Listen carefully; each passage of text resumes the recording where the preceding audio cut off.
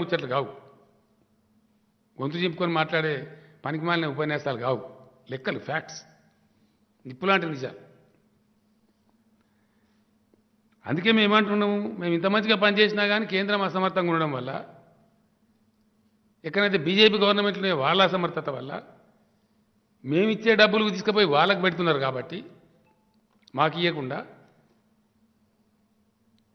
మీరు మారిపోవాలి, మీ ప్రభుత్వాలు పోవాలి. Narendra Modi government should go and non BJP government shawl come. It is our slogan. Thanks to mister Narendra Modi. We accept your proposal for a double engine growth, for a double engine sarkar. Now the people of India should decide which double engine should come. It should be BJP double engine or non-BJP double engine. The facts and figures very clearly say India requires non-BJP double engine governments, not BJP double engine governments. Yes, it is established. కళ్ళ ముందు కనపడుతున్నది మీరిచ్చే నివేదికల నుంచి. ఇంకా దీని మీద అహంకారం బాగా పెరిగిపోయిందండి భారత జనతా పార్టీకి. డెఫినెట్గా అప్రజాస్వామికంగా కన్ను నెత్తికెక్కిపోయి దురహంకారంతో ఇష్టం వచ్చిన కారుకూతలు కూస్తున్నారు. మోకాలెత్తిన దద్దమ్మన కొడుకులు కూడా ఇష్టం వచ్చినట్టు మాట్లాడుతున్నారు. ఓరేమ్మ ఎవడో మాట్లాడతాడు,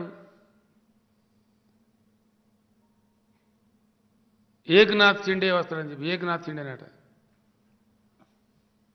నిన్నగాక మొన్న తమిళనాడులో 2/3 మెజార్టీతో గెలిచింది డిఎంకే ప్రభుత్వం. ఆ తమిళనాడులో బీజేపీ అధ్యక్షుడు కూడా అన్నామలై నెత్తిమాసినోడు మొన్న అసెంబ్లీ ఎలక్షన్లో ఘోరంగా ఓడిపోయిండు. ఆ సన్నాసి మాట్లాడతాడు తమిళనాడులో ఏకనాథ్ షిండే.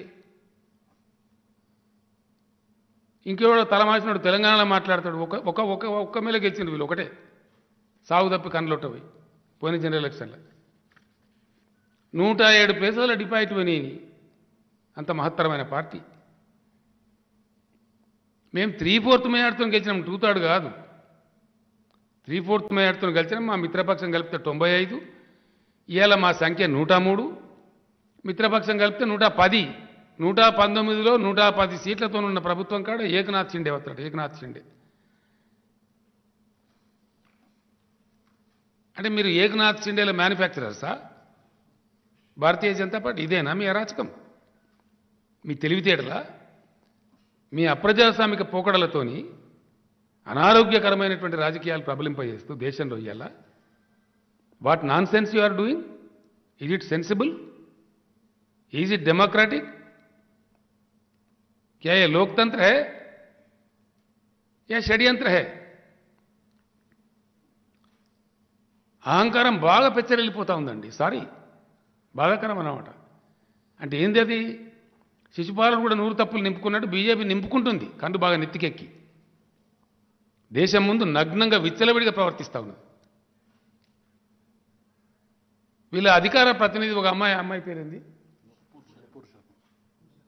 ఒక అమ్మాయి ఎవరో మాట్లాడింది, అడ్డదిడ్డంగా మాట్లాడితే విదేశాలలో భారత రాయబారులను పిలిచి ఏం సంగతి మీ కథ అని అడిగితే క్షమాపణ చెప్పారు. అక్కడ మేము అడిగినప్పుడు మా పార్టీ నుంచి మీ బీజేపీ చేసిన తప్పుకు దేశం ఎందుకు క్షమాపణ చెప్పాలని చెప్పి, దేశం పరువు ఎందుకు తీస్తారు మీరు అని చెప్పి అడిగితే ఎవరో సుప్రీంకోర్టులో పిటిషన్ వేశారు. సుప్రీంకోర్టులో ఆ జడ్జి గారి పేరేందండి, జస్టిస్ పార్దీవాలా, జస్టిస్ సూర్యకాంత్ గారు బెంచి ఇటు ఎట్లా మాట్లాడుతుందండి అమ్మాయి, ఇట్లా మాట్లాడడం తప్పు కదా, అధికార ప్రవక్త అయినంత మాత్రం ఇట్లా మాట్లాడచ్చునా, లైసెన్స్ ఇచ్చినట్టేనా అని జడ్జి గారు మాట్లాడారు. ఏం చేసినారండి? ఎవడో రిటైర్ అయిన వాళ్ళను ఆ మూలవాన్ని నెత్తిమాసిన వాళ్ళని 4 జడ్జిలను పట్టుకొచ్చి సుప్రీంకోర్టు లక్ష్మణరేఖ దాటిందని స్టేట్మెంట్ ఇప్పిస్తారు. భారత ప్రధాన న్యాయమూర్తికి లెటర్ రాపిస్తారు. అంటే అంత కండకావరమా, ఏం బాగా బలుపా? సుప్రీంకోర్టును కూడా ఖాతరు చేయనంత అహంకారం ఎక్కిందా మీకు? సుప్రీంకోర్టు లక్ష్మణరేఖ దాటిందా? మీరు చేసిన తెలివి కళ్ళ పని మీ నూపూర్ శర్మ చేసింది.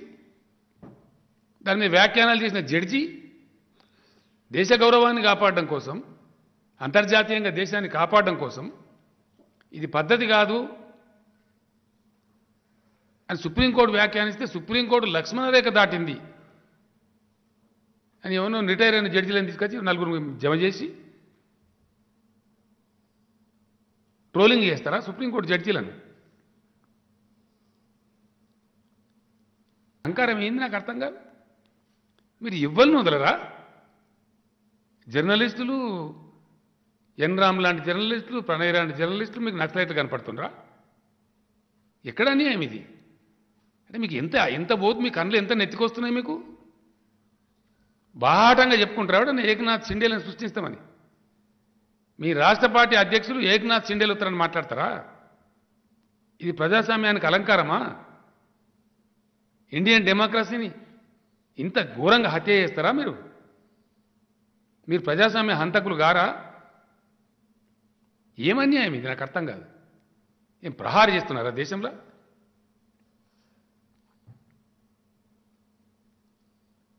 ఎక్కడిదాకా మీ ఉన్మాదము, మీ పిచ్చి ఎక్కడిదాకా పోతుందండి? దేనికైనా ఒక లిమిట్ ఉంటుంది కదా. ఇంత అన్లిమిటెడ్గా, ఇంత దుర్మార్గంగా సుప్రీంకోర్టు అంటే లక్ష్యం లేదు, జర్నలిస్ట్ అంటే లక్ష్యం లేదు, హైకోర్టు అంటే లక్ష్యం లేదు, 2/3 3/4 మేయర్తో గెలిచే గవర్నమెంట్లు అంటే గౌరవం లేదు. మరి దేని గౌరవం ఉంది మీకు? మీ లొడమడ లొటారం అంతా ఎందుకు? ఎవరి కోసం? ఎవరిని ఉద్ధరించడానికి? పోనీ మీరేమైనా గొప్ప పని చేసినట్టు ఒకటి కూడా లేదు కదా. మీకు నీళ్ళు ఇయ్యే శాత కాదు, కరెంట్ ఇయ్యే శాత కాదు, పండించిన పంట కొనమంటే శాత కాదు. మళ్ళీ ఎంత తెలివి తక్కువతనం బయట పెట్టుకుంటారండి? 3 నెలల కిందనే కదా మేము పోయి ధర్నా చేసినాం, మంత్రులు ఎమ్మెల్యేలు అందరం పోయి ఢిల్లీలో. ఎందుకు ధర్నా చేసినాం మేము? మా రైతులు వడ్డు వండించిన కొనుమన్నాం, అది తప్ప?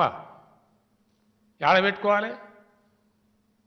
గోదాములు లేవు నా దగ్గర అని మాట్లాడతాడు. ఎవరు? ఈ పీయూష్ గోల్మాల్ అంటాడు. ఇప్పుడేమంటాడు?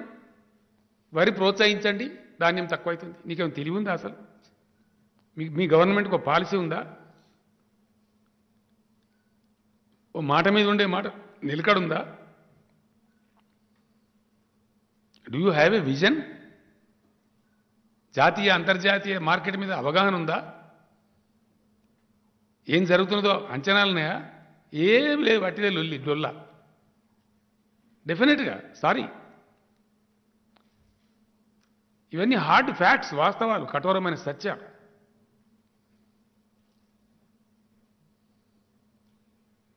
These are the experiences of the people of India every day.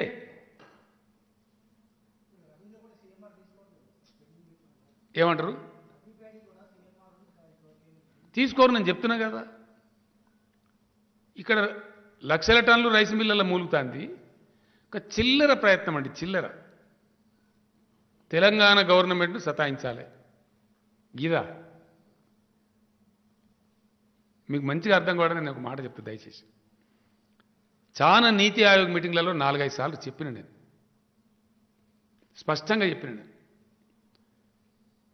ఎవరైతే అద్భుతమైన పర్ఫార్మెన్స్ ఇచ్చే రాష్ట్రాలు ఉన్నాయో వాటి ప్రగతిని ఆపకండి. అది దేశ ప్రగతిని ఆపడం అవుతుంది. ఫర్ ఎగ్జాంపుల్ మీకు ఒక నేను చిన్న ఉదాహరణ చెప్తాను. కేరళలో ఒకటి కైటెక్స్ అని చెప్పి అద్భుతమైనటువంటి గార్మెంట్ ఇండస్ట్రీ ఉంది. అంతర్జాతీయంగా ఆ బ్రాండ్కి చాలా పెద్ద పేరుంది. 130-140 దేశాలకు అమ్ముతారు. వాళ్ళు ఏదో కారణం చేత మేము కేరళ బయట కూడా పరిశ్రమ పెడతామంటే తెలంగాణ గవర్నమెంట్ ప్రత్యేకంగా విమానం పంపించి ఆయన పట్టుకొచ్చి తీసుకొచ్చి చూపించి మన వరంగల్లో పెట్టిన టెక్స్టైల్ ఇండస్ట్రీలో పెట్టుబడి పెట్టమని రిక్వెస్ట్ చేసినాం. ఆయన ఒప్పుకున్నాడు, వచ్చిండు, చూసిండి, పెడతాను. సెకండ్ స్టెప్లో ఏమన్నాడు? నాతో అనలే, ఆ పారిశ్రామిక అధికారులు మంత్రితో చెప్పిండు. నేను వరంగల్ ఎట్లయినా పెట్టేది పెడతా, బట్ నాది పెద్ద ఇంటర్నేషనల్ బ్రాండ్ కదా, హైదరాబాద్ పక్క కూడా శంషాబాద్ దగ్గర నాకు కొద్దిగా అంత జాగి ఇవ్వాలి, ఇదే పెడతా ఆడ పెడతాను. యాక్చువల్ మనం ఏంటంటే వరంగల్ దాన్ని లేపుకురావాలి, సిటీ డెవలప్ చేయాలి, ఆ జిల్లా కొద్దిగా దెబ్బతిని ఉన్నది అని అక్కడ కొన్ని విద్యా సంస్థలు, యూనివర్సిటీలు రకరకాల ప్రయత్నాలు చేస్తుంది government. Second largest city of Telangana కాబట్టి మంచి అద్భుతమైన జంక్షన్ ఉంది, మామూలు ఎయిర్పోర్ట్ కూడా డెవలప్ చేస్తున్నాం. రేపు ఇంకా పెరగాలి, పెంచుకోవాలని పెంచుకుంటున్నాం. ఆయన ఏమన్నాడు, నాకు ఇక్కడ షాబాద్ మండలము చందనవెల్లి కాడ కొద్దిగా తీయండి, నా కార్పొరేట్ ఆఫీస్ హైదరాబాద్లో ఉంటుంది, నేను వరంగల్లో కూడా పెడతా, ఇక్కడ ఈమన్నాడు. నన్ను పరిశ్రమ అధికారులు అడిగారు, మంత్రి అడిగారు, ఏం చేద్దాం సార్ అంటే నేను చెప్పి ఈమని చెప్పి. పరిశ్రమ వస్తే రంగారెడ్డి జిల్లా వచ్చిన మంచిదే, మనదే, కొత్తగూడెంలో వచ్చినా మనదే, ఆసిఫాబాద్లో వచ్చినా మనదే, వనపర్తిలో వచ్చినా మనదే, సంగారెడ్డిలో వచ్చినా మనదే. ఎక్కడ వచ్చింది? గొర్రె బలితే గొల్లైనా బలిచినట్టు అని శాస్త్రం ఉంది కదా, మన స్టేట్ జిఎస్డిపి పెరుగుతుంది కదా, మన పిల్లలకి జాబ్ దొరుకుతుంది కదా అని చెప్పి మళ్ళీ అప్పటికప్పుడు రంగారెడ్డి జిల్లా మంత్రి గారికి, సబిత గారికి చెప్పి వాళ్ళ ప్లేస్లో వెతికి అంత చేసి తీసుకపోయి వీళ్ళందరూ కలిసి ఆడ కూడా ఇచ్చిన ఆయనకు.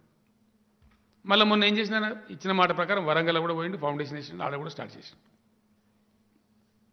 ఒక ప్రగతి రావాలి రాష్ట్రంలో అంటే గిట్లుంటుంది, కాంప్రమైజ్ కావాలి.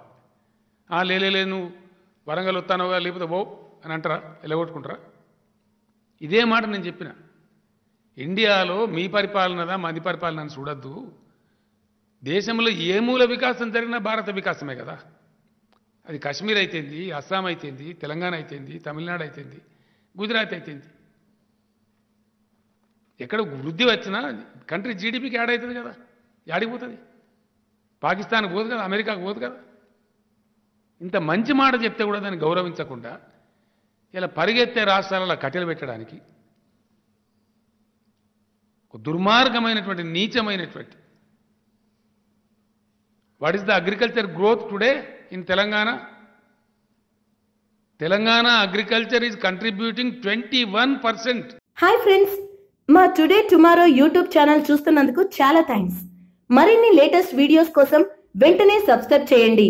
అలాగే ఈ బెల్ ని కూడా రింగ్ చేసేయండి. మా నోటిఫికేషన్స్ అన్ని మీ మొబైల్లో వస్తాయి.